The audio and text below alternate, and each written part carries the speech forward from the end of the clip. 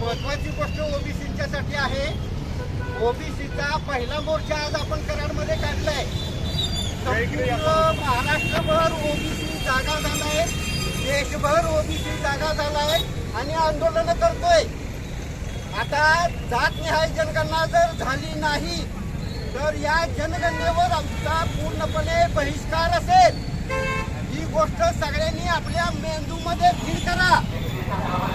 ओबीसीच्या नोंदीसाठी जनगणनेसाठी जो दारात येईल त्याला आम्ही हकलून देऊ. जातनिहाय जनगणना होत असेल तरच जनगणना होईल, नाहीतर जनगणना होणार नाही.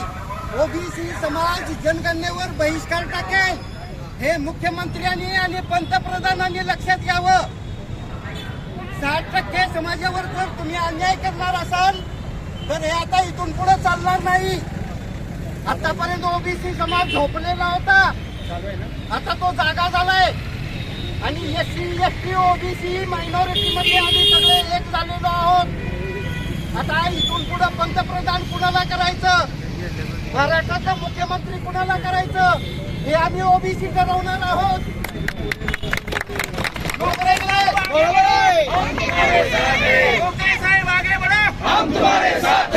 तेव्हा या पद्धतीने इथून पुढे वागायचं आहे. आमच्यावरती अन्याय करणारे जे आहेत त्यांना इथून पुढे आम्ही मतदान करणार नाही. आमच्यावरती अन्याय करणाऱ्यांना कुठल्याही प्रकारचं गावामध्ये सुद्धा मतदान होणार नाही. आता इथून पुढे ग्रामपंचायतीमध्ये पॅनेल सुतारांच्या वाड्यातून पडेल, नाभिकांच्या घरातून पडेल, कोळी साळी पोस्टी यांच्या घरातून पॅनेल पडेल. कारण गावागावामध्ये आम्ही 60% आहोत. आम्ही आमची मतं घेणार आणि आमची सत्ता आणणार. तुम्ही आमच्या घुसखोरी जर करत असाल तर करूनच दाखवा. आता कुणाला निवडून द्यायचं हे ठरवणारा एससी एसटी ओबीसी शाळा झालाय, जागा झालाय. आणि त्यामुळे आता तुमच्या घुसखोरीची आम्हाला भीती वाटत नाही. परंतु पंतप्रधानांनी ही घुसखोरी समजून घ्यावी. बनावट दाखले काढून सातारा जिल्हा परिषदेचं अध्यक्षपद सुद्धा तुम्ही चुकीच्या माणसाच्या, चुकीच्या महिलाच्या हातामध्ये देता. केवढा मोठा अन्याय आहे हा अन्याय ओबीसीला सहन झालेला नाही. साताऱ्यातला ओबीसी पेटून उठलेला आहे. कारण आरक्षण कुणाला असतं, मागासवर्गीयांना आरक्षण असतं, मागासवर्गीयांना आरक्षण असतं. आता जिल्हा परिषदेची अध्यक्ष झालेली महिला आमची ताई आहे ती, पण ती मागासलेली नाही. ती आर्थिकदृष्ट्या मागासलेली नाही, ती सामाजिक दृष्ट्या मागासलेली नाही, ती शैक्षणिक दृष्ट्या मागासलेली नाही. तरी सुद्धा तुम्ही तिला कशी काय जिल्हा परिषदेचं अध्यक्ष केलं? गुंड्यांचा खोटा दाखला काढून ओबीसीचं आरक्षण जर तुम्ही गाठत असाल तर त्यासाठी आता ओबीसी समाज हे सहन करणार नाही. याची जाणीव आता आम्ही सातारा जिल्ह्यातले बहुजन समाज तुम्हाला करून देत आहे. आणि म्हणून आज आम्ही पंतप्रधानांना निवेदन देतोय. याच्यामध्ये स्पष्ट सांगितलेलं आहे. बघा, आम्ही आता नुसतं एवढं आंदोलन करून थांबणार नाही. फेब्रुवारी 27 मध्ये आमची जातनिहाय जनगणना होणार आहे. आम्हाला अजून किती महिने अवकाश आहे? 5-6 महिने अवकाश आहे. हे 6 महिने आम्ही रात्रंदिवस काम करणार आहोत. हे 6 महिने आम्ही रस्त्यावरतीच थांबणार आहोत. जातनिहाय जनगणना व्हावी यासाठी आंदोलनाच्या पाठीमागे आंदोलन. आमचं पुढचं जे आंदोलन आहे ते असं याच्यावरती निवेदन देण्यासाठी नसेल तर ते रस्ता अडवण्यासाठी असेल. रस्ता रोको आम्हाला करावा लागेल, रेल्वे रोको करावी लागेल, काय वाटेल ते आम्ही करू. परंतु जातनिहाय जनगणना होण्यासाठी आम्ही आता शांत राहणार नाही. हे पंतप्रधानांनी समजून घ्यावं. एवढ्यासाठी आजचा हा मोर्चा आहे.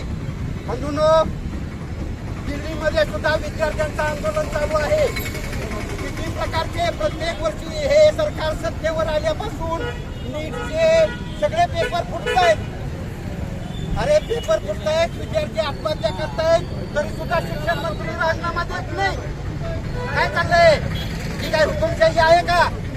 आणि त्यामुळं दिल्लीमध्ये चालू असलेलं विद्यार्थ्यांचं जे आंदोलन आहे त्या आंदोलनाला आमचा पूर्णपणे पाठिंबा आहे.